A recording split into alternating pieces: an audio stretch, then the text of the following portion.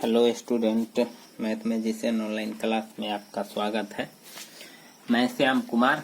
आज हम आपको बता रहे हैं आयतन और पृष्ठ क्षेत्रफल जो क्वेश्चन होता है।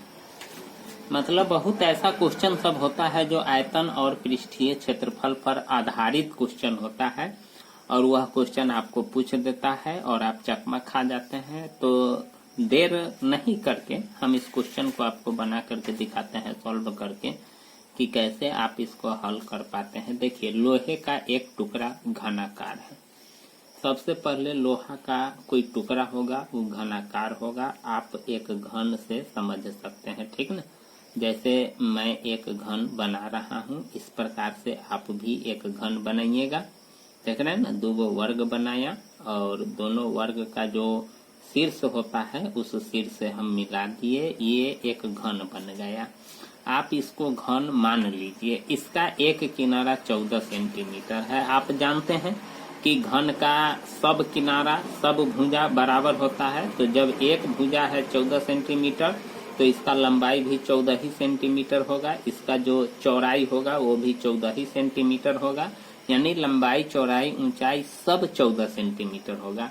अब इस लोहा का जो टुकड़ा है ये घन है और इस लोहा के टुकड़ा को एक छड़ बना देता है। जैसे मैं भी एक छड़ आप लोगों को बना करके दिखाता हूँ। देख रहे हैं ना, छड़ जो एक तरह से लंबाई होता है और मोटाई होता है, नहीं, यानी एक तरह से समझिए तो बेलन के आकार का होता है, बेलनाकार होता है, आप इसको मान सकते हैं।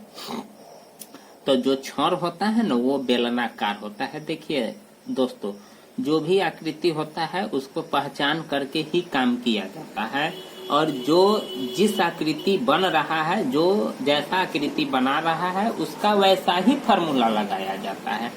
ऐसा नहीं है कि घन आकृति बना रहा है और मैं यहाँ घनाभ का आयतन पृष्ठीय क्षेत्रफल वाला फार्मूला का यूज करके इसको हम हल करूं, या ये बेलनाकार जो तार होता है वह बेलनाकार आकृति का होता है। अब वह बेलनाकार आकृति का होता है तो बेलन का ना सब कुछ लगाएंगे इसमें। तो यही चीज है और यही चीज दोस्तों समझना है। तो देखिए, एगो यानी घन है, यानी लोहा का घनाकार है, इसको पिघला दिया और एगो छड़ बना दिया और इस छड़ का जो व्यास है ना 7 सेंटीमीटर है। व्यास यानी मुंह का व्यास, क्योंकि मुंह को जब आप ऊपर से देखिएगा ना तो इस प्रकार का गोलाकार मुंह आपको दिखाई पड़ेगा। तो इसका व्यास है 7 सेंटीमीटर, ठीक ना। तो इस छड़ की लंबाई आपसे पूछ रहा है, यानी लंबाई, इसी को हम बेलन की ऊंचाई भी कहते हैं, ठीक है ना दोस्तों। तो देखिए, इसी लोहा के घन को यह बनाया है। तो इस लोहा के घन को यह बनाया है तो इसका मतलब है कि जितना आयतन इसमें होगा उतना ही आयतन इसमें भी होगा, नहीं। तो हम क्या करते हैं कि घन का आयतन निकाल लेते हैं और इसके आयतन के बराबर में कर देते हैं, ठीक है दोस्तों। क्योंकि इसी को पिघला करके ये बनाया है तो लोहा तो बढ़ नहीं सकता है, न घट सकता है। तो सबसे पहले घन की एक भुजा हमको मालूम है, ठीक ना। घन की एक भुजा यहाँ दिया हुआ है। कितना दिया हुआ है? 14 सेंटीमीटर, ठीक।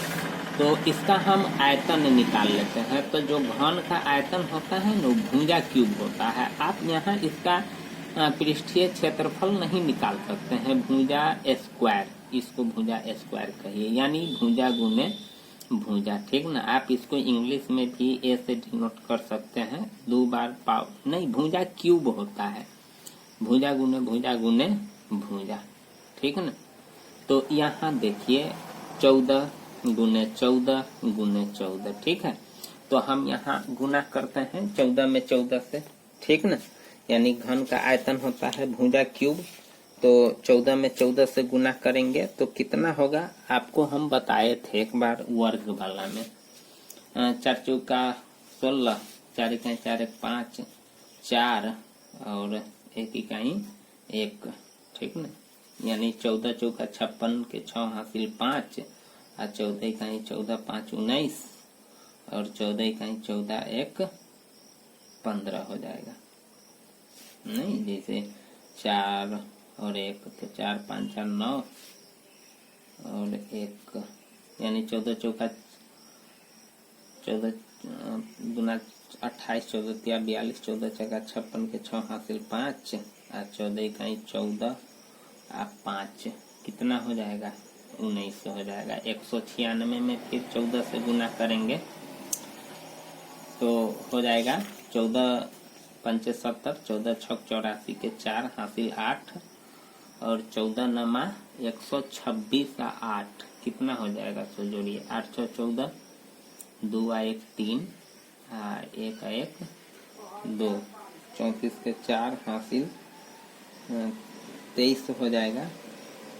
गुना कर लीजिए 4 छक 24 4 नमा 36 2 38 4 इकाई 4 और 3 7 4 छक 24 और 4 नमा 36 2 38 4 इकाई 4 और 3 7 6 हो जाएगा 9 हो जाएगा 1 हो जाएगा 4 8 6 14 9 7 16 1 17 और 1 1 2 2744। जब आप इसको गुना कीजिएगा तो 2744 सेंटीमीटर क्यूब आएगा, क्योंकि यहाँ सेंटीमीटर दिया हुआ है। यानी 14 छक 84 के 4 हासिल 8 और 14 नमा 126 8 हो जाएगा। 134 के 14 नमा 126 5 कितना हो जाएगा, यानी 14 छक 84 14 नमा 126 8 तो गुना करने में गड़बड़ नहीं तो हो 2744 होगा। सॉरी स्टूडेंट, देखिए यही गुना सब अगर आप इसको सही से नहीं करते हैं तो कहीं ना कहीं आपको मिस्टेक हो जाएगा और फिर आंसर मिलना बहुत ही मुश्किल हो सकता है। तो इतना सेंटीमीटर क्यूब होगा। उसके बाद जैसे इतना आया, ठीक ना। अब देखिए कि जो इसका आयतन होता है बेलन का, तो बेलन का आयतन होता है यानी 2 पाई आर स्क्वायर एच, ठीक ना। बेलन का आयतन होता है। यहाँ बेलन का व्यास दिया हुआ है। बेलन का व्यास देखिए 7 सेंटीमीटर। तो आप जानते हैं त्रिज्या जो होता है वो व्यास का आधा होता है, यानी 7/2 सेंटीमीटर। तो पाई आर स्क्वायर एच बराबर कितना हो जाएगा, सो देखिए यानी इसी घने को ये बनाया है तो इसका मतलब है घन का जो आयतन होगा इसके बराबर में हो जाएगा नहीं। अब देखिए यहाँ हम 22/7 मान रख ही देते हैं और त्रिज्या आपका 7/2 गुने 7/2 पावर 2 है, तो त्रिज्या के जगह पर रखिएगा तो 2 बार नहीं हो जाएगा। और एच यानी लंबाई आपको निकालना ही है 2744। अब देखिए दोस्तों यहाँ काटिए, 7 से 7 कट जाएगा, 2 से ये 11 मरतबे कट जाएगा। अब तो नहीं है कटने वाला, गुना कर दीजिए तो 11 सते 77 बट्टे 2 एच बराबर हो जाएगा 2744। अब आप यहाँ क्या कीजिए कि इसको तिरछा गुना कीजिए, या 77 एच बराबर हो जाएगा 2744 गुना 2 हो जाएगा नहीं, चाहे कि भाग है और उधर जाएगा। तो उसके बाद अब एच बराबर 2744 गुने 2 बट्टा 77 हो जाएगा नहीं। इसको देखिए कि ये कटने वाला है कि नहीं। आप इसको देखिए 11 से विभाज्यता का, ये तो 11 से कट ही जाएगा या 7 से कट जाएगा।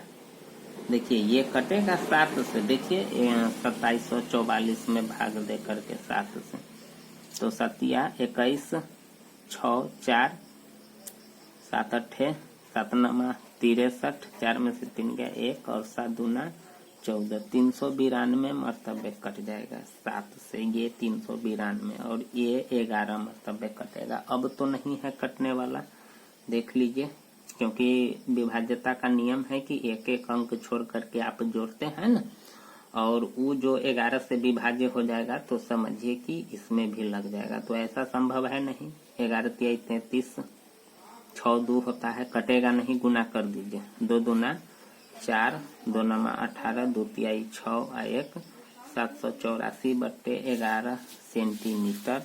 तो इसका मतलब है यह चियल ठीक है ना। इसीलिए छड़ की